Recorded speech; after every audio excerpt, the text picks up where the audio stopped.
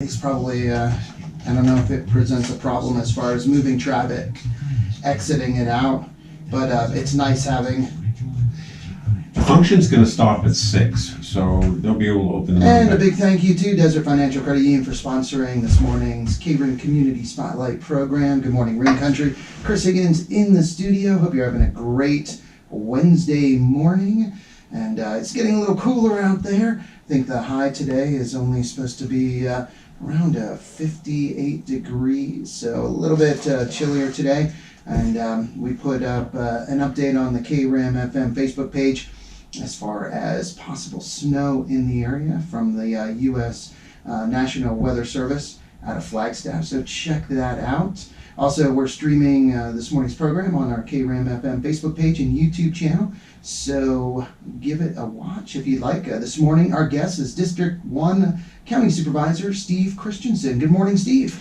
Good morning, Chris, and good morning, Real Country. There we go. How are you doing this morning? Great. How are you? The weather's turning, and I love it. I know. It is so nice. The cooler weather, being able to go outside and having a sweatshirt or a jacket. Oh, or yeah. jacket And then on. it warms up a little bit, and later. Oh, yeah. It's beautiful. It is. It is beautiful in the colors as well. I encourage people to get out and check out the fall colors around Ring Country. They won't last long. But tonight, I guess it's going to, maybe this afternoon, start raining. Mm-hmm. Maybe snow. I don't know. Yeah, they were talking about less than an inch or so here in the Payson area. Perfect. But yeah, up in Flagstaff, a little bit more. Up on the North Rim, more snow. With Lake Mary's, or, well, lower Lake Mary's dry. Mm-hmm. Upper Lake Mary's Yeah. really low. Yeah. I've never seen it as low as it is now. So Mm-hmm. snow is what cures that. Mm-hmm. And it's good. They already got a little bit of snow up there on the San Francisco peaks earlier this year, so that was great to see. Hopefully we get a good amount of snow this winter. It'd be nice. I hope so. Yeah. We need to recharge. There we go. No, that would be good. So you've been staying busy. I know if you don't follow Steve on his Facebook page, it's Supervisor Steve Christensen. That's right. And that's a great way to stay informed of what's going on in Gila County, especially District 1, what you're involved with, what you're doing. So I don't post what we do in our meetings in a general way, but I do post my activities, where I'm at, the different functions I'm attending. In fact, I got to update again. I was at the Veterans Helping Veterans barbecue this last Saturday. A little fundraiser for them, and I think they did pretty good. Bought some raffle tickets. And had some, actually it was not a barbecue, it was a chili cook-off. And oh man. I was one of the judges. Anybody could be a judge, but anyway, I was one of the judges. And you had to pick the top 3. And it was tough? Tough. They were all great. Oh, wow. Yeah, they were all great. And so I found that's been a problem I've had as well when I've judged in the past. I really like food. I like food, and so it's hard when everything tastes good. Everything tastes good. Oh, yeah. And they had a variety of things there. So they actually had a chili that was a chicken-based chili, which was unusual, and but it was fabulous. And they also had what you would say would not necessarily be a custom, a regular feature in a chili cook-off, which was a green chili dish.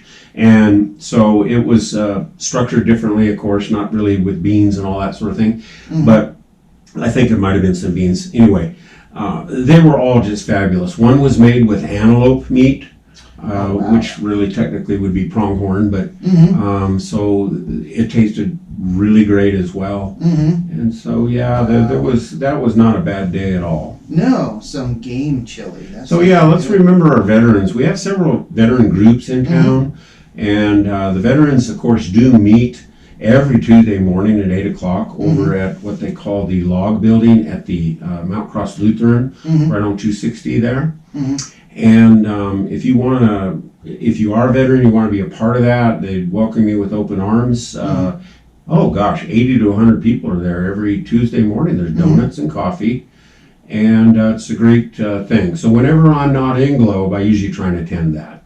Yeah. Oh, that is good. Also, speaking of veterans, glad you mentioned that because we had Bud Huffman on last week along with Sarah Hubbard from Payson Premier Dental, and they were talking about the Salute Our Veterans program that the dentists, that there's 5 different dental offices in town that provide free cleanings, fillings, or extractions for veterans. That's great. And they do it on the 9th, 10th, and 11th. And I know DJ Pammy's been reading the information. We'll keep getting it out there. We'll put it on our Facebook page. But any veteran can sign up to have one of these things done for free.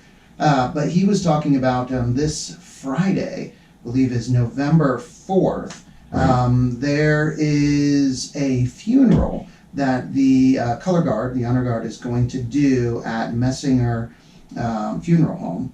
And it's for a World War II veteran. But this World War II veteran, actually, he lived in California and his family resides in California. But they couldn't find a color guard or an honor guard to perform at his funeral in California. Are you kidding? No, I don't know the circumstances, but they were just told that everyone was busy or people were busy. And so they had a friend that had a connection to here in Payson. Yeah. And they reached out to the Payson Honor Guard, and their answer was a definite yes. Resounding yes. And we have a fabulous honor guard. Yes. Oh, yeah. So they're going to be doing that funeral at 10 o'clock in Messinger Funeral Home. We're going to be live streaming the funeral for the family, and then also they wanted people to show up. So Sure. anybody that wanted to show up, so that way hopefully we can have a full house there. Hopefully we have to turn people away, but it's a great way to honor this veteran, a World War II veteran. Yeah, World War II. So not many. yeah, we're losing that generation quickly. So Yeah, and well, the majority, vast majority is gone because you have to be, we were looking at it, 45 is when World War II ended, so 95, 96 years old, because if you were 18, Right. so not many left. No, not many left at all. Right. So this is a great way to honor a World War II veteran. If you are able to come out, it's at 10 a.m. at Messinger Funeral Home. I'd recommend getting there a little bit early, 9:30, 9:45. And be there for that service. That would be We great. need to show honor to all of our veterans that serve, the United States for the cause of freedom. Yes. And so And our community does an incredible job. we were do. We talking have a lot about of that. veterans in the area. Have a lot of veterans in the area, and also people that aren't veterans that support veterans. Our businesses support veterans. Also a big supporter, our community, the county, big supporter of first responders, of police and fire, just everybody. We have a very supportive community. Well, and there's something, and I think it's a nationwide thing that we just are going to participate in the county, and it's called the Green Light program. And I've never heard of it before, but anyway, the county building here in Payson, there'll be some green lights that are shown on it in honor of our veterans. It's going to last about a week, I think, and it might start tonight or tomorrow night right in that area. So if you see some green lights on the building, that's what it's about. It's to honor our veterans that are present and past. The green lights will also be shown in Globe on the main building down there, and then also Pleasant Valley at the Veterans Retreat that we're working on. So those 3 locations will have that going on. So look for that, and when you see it, if you wonder, it's because you need to remember our veterans. Yeah, and it's looking it up real quick because I had not heard of that either. It looks like it's November 7th through the 13th. Oh, I'm sorry. Then, yeah, that's next week then. Yes, is Operation Green Light. Yeah. And shining light on the service of our veterans. There we go. So, wow, yeah. We'll try and get more information out on that because that's anything we can do to, like you said, show support It's a and small honor. thing, so Our veterans is a great thing.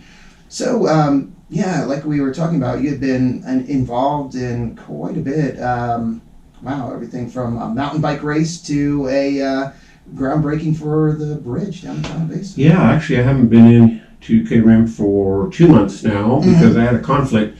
we went down to Tucson for a County Supervisor Association legislative session, and so that was great. But yes, we have broken ground October 4th at Tonto Basin for the new bridge. And it's going to be a great big bridge, very long, and it's going to span the Tonto River and provide complete safety for people crossing the river from now on.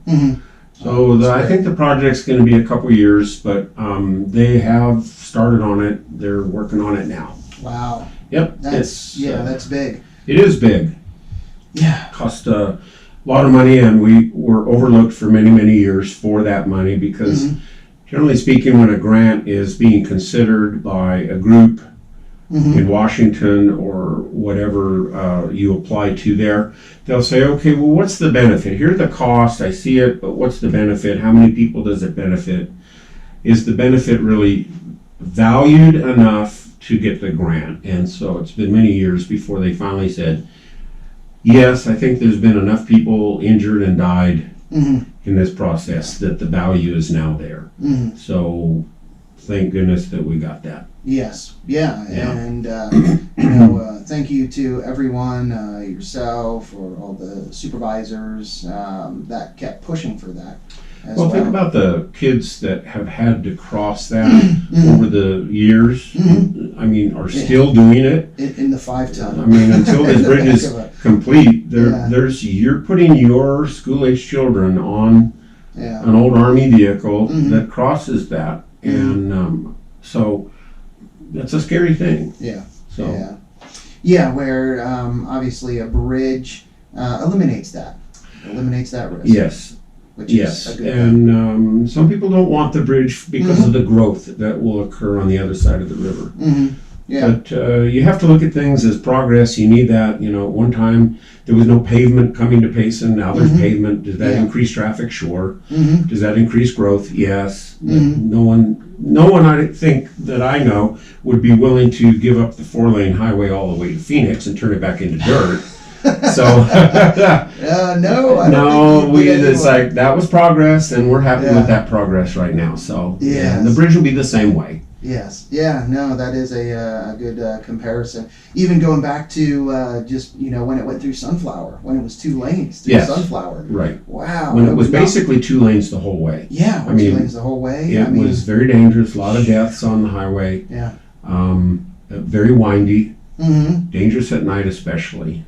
Yeah. And talk about traffic jams then. It'd be terrible. One accident and the whole thing would be a mess for a long time. And just I love the stories talking with Ted Pettit, and he was a basketball coach and baseball coach, but driving the high school baseball and basketball teams around the state on these roads, driving over to Cottonwood, or driving down to the valley, driving different places up to the White Mountains, when they were just 2-lane roads that it was a lot different. Right. So if you want a comparison, drive to Young someday, and you'll say that's how all this used to be up here, and so that someday will be improved too. But if you look at the bridge down at the dam over Roosevelt, that's only 30 years old. And prior to that, you had to cross the top of the dam, and you could not haul a trailer. There was no such thing as a long vehicle, motorhomes, all that. There was too tight of turns in there, and you could not. So it actually separated north and south as far as traffic went. And it's really hard to imagine that if you had a trailer and you needed to move it from the south to the north or vice versa, you basically had to go into Phoenix and come up that way to get your trailer to the other side of the dam. And so now that was progress, and so progress is continuing as long as it's good progress, good growth, all that. This part of the county up here in the north is the most growing section of the county. And so, there's good and bad with that. There's always people that don't want the growth, but the growth is a sign of health, a sign of people that would like to be here, just as all people that have moved here would like to be here. And so part of life is that things are changing. either for the better or for the worse, or more economical or less economical. So I would rather be in a situation where we're growing, our financially it's more of a benefit. The values are better. People, it's thriving. Northern Gila County is thriving. That's what we want. Southern Gila County, some of it's really languishing. It's losing its economic status. So those people suffer in another way. Yep. Speaking of making progress and thriving, I know you were involved with some firewising with the Pine Strawberry Fuel Reduction Group. And that is a group over the years that has done an incredible job making progress in the Pine Strawberry area with fire breaks and trails, and they're continuing to do wonderful work. Well, if it's the first time you've ever heard of the word firewise, what that means is to get your property in a state. I'm sure most everybody knows what that is, but they might. I remember when I first heard it, I was like, well, that's a fancy new word. What does that mean? Making your property wise to the idea that if a fire comes through, that the fire is not going to have a tremendous advantage because of the fact that you have not trimmed your trees, bushes, or there's things leaning on your roof from your trees or up against your home. And so to firewise means to make your property safer, and if everybody really commits to that, then it can prevent a property-to-property kind of fire. And so I was privileged to volunteer for Firewise up there this last Friday. And so we went up there and helped someone that's unable to do it themselves. Okay, so if you're unable to Firewise yourself, you can't afford it, or you're not physically able to do it, then the Pine Strawberry Fuel Reduction up there in that area, Pine and Strawberry, they'll put you on a list and they'll evaluate your property and help you out. Now, the pits, so there's 2 brush pits for free in our area. The Blattner pit is out Highway 260, and that's going to be closed for the season. And then also up in Pine, it's going to be closed for the season. That's on the control road. Okay, so I am pushing right now for a work study. It's going to be coming up to where I would like to see the landfill, the Buckhead landfill, our landfill up here, up by the Tonto Natural Bridge, to accept brush without having to pay to dump it. Okay, so I'm looking at that work study. Don't know if that's going to happen. That's my approach. I don't know what the other gentleman will think about that. Yes. But there's really no impact to the landfill for the brush that gets dropped. It's not buried. It's recycled. Yep. Yeah, all it is it's piled up, and the most work we have to do is maybe push it into a pile. Yes. Okay, and so once that gathers to a certain point, we call up the people that chip it and burn it up in the Snowflake area at their generating plant. So it's a biofuel. And so it doesn't really cost us to do that. So I'd like to give an alternative, at least in the off season, where people can still firewise their property even after the free pits are closed. So I'm hoping to do that.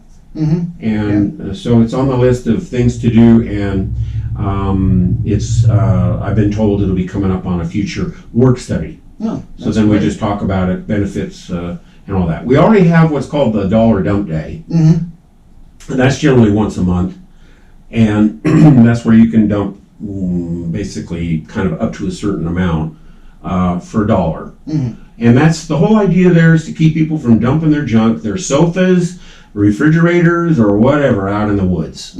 Because they go, well, I'm not going to drive all the way up to the dump, pay $20 to dump this, I can't afford that, so they just drive down some little road and throw it off. And you know what, it takes a lot to get that cleaned back up again. It's really irresponsible to do that. It's generally probably people that just don't have the right kind of income to afford to get rid of it.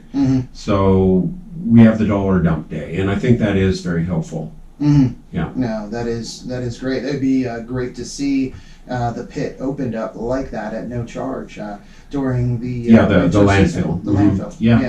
Yeah. So, well, let's see if we can get that done. So Yeah. that's on my list. yeah, and so some other things that have happened here recently, and I know before the program you mentioned something that either you had recently voted on or is coming up in a meeting.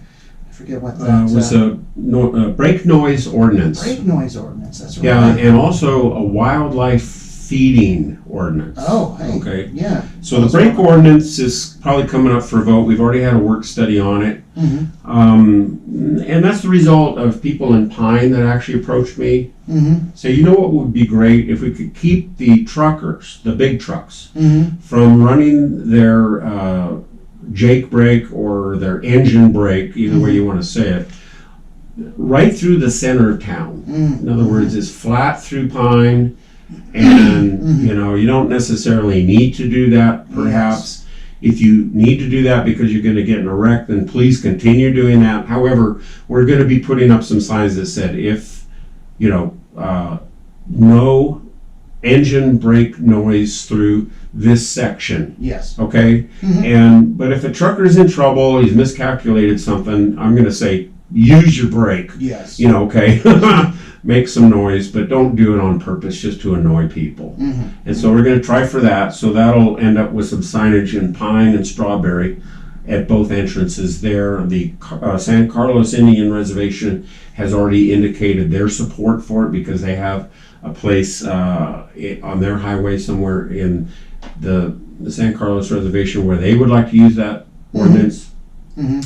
And so it's just another tool Mm-hmm. to help keep the peace and serenity of some of our rural communities. Yes. Yeah.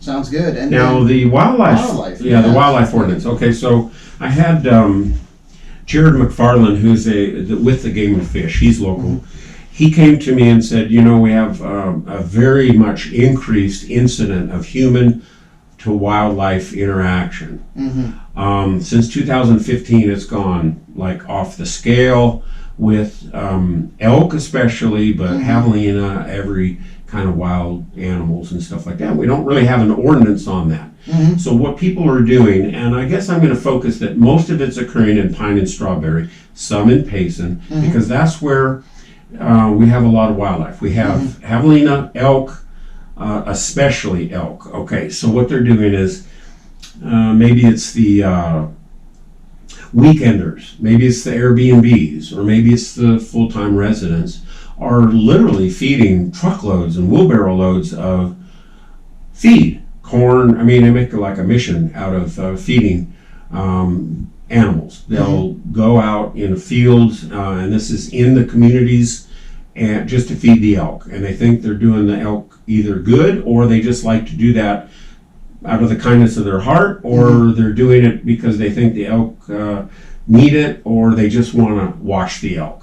But what it's done is it's created a lot more violent interaction between humans and the wildlife. And so there's a couple of seasons where this occurs more readily, and that's in the spring when the females are calving, and so they're very defensive to the calves, and so even unprovoked, some of the cow elk will come after you. They'll cross the street, they'll jump over a fence, they'll come around the corner if they see you, and they will stomp you. They jump up and down on you and beat the holy tar out of you. Now, no one has died yet, but there's been young people from 9 years old all the way up to old people. They're walking their dog. These people are not the ones that are feeding the animals, but what is happening is the elk are especially starting to associate, and probably the javelina too, but you can extrapolate out mountain lions, bears, all the others, and coyotes even.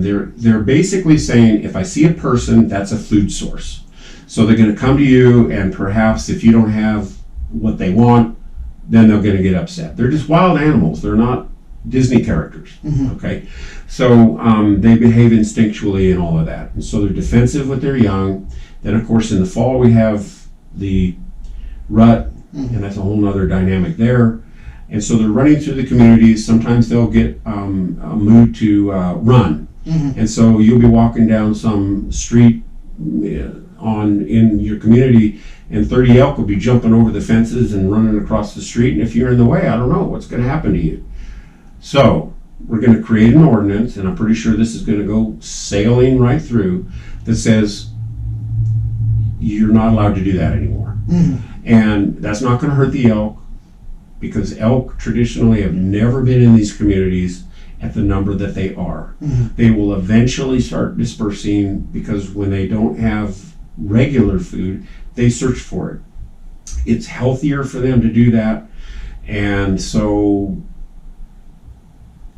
we have to make sure that it doesn't also prohibit other kind of feeding that is appropriate, like bird feeding or bird baths or hummingbirds, or feeding the squirrels if you want, which I don't recommend, but that's part of the exemption. If you want to feed squirrels, you can do that.